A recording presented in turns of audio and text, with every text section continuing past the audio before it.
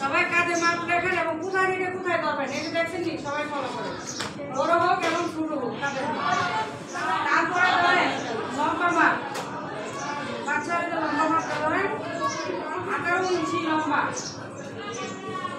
18 ইঞ্চি লম্বা সবাই দেখেন 18 ইঞ্চি লম্বা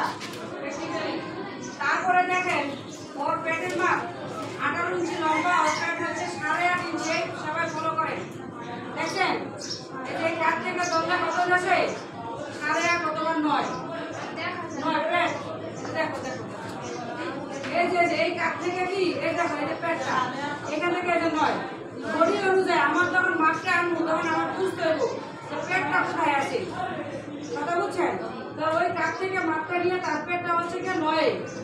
এই দেখেন সবাই দেখেন বাবু তুমি ভয় পেও না দেখছো কোথায় 9 এই দেখেন যে 9 তো পেটের মধ্যে পড়ছে কিনা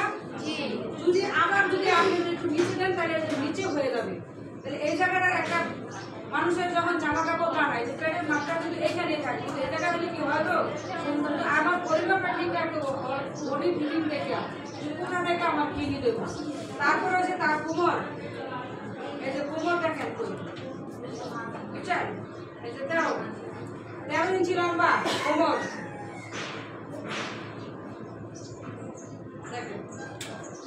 এখন নিবার ক্ষেত্রে নিবের মাপ লাগে না এখন দেখেন আপনার হাতা এই যে মোড়া এটা কি দেখেন এটা হলো মোড়া হাতা মোড়া এটা হচ্ছে হাতা মোড়া এটা কি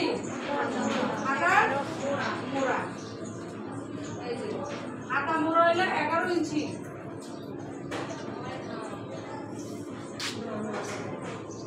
ইয়ার পরে দেখেন এই যে আমরা তো কাজের মাপ করেছি তো কাজের ভিতরে যে সোল্ডার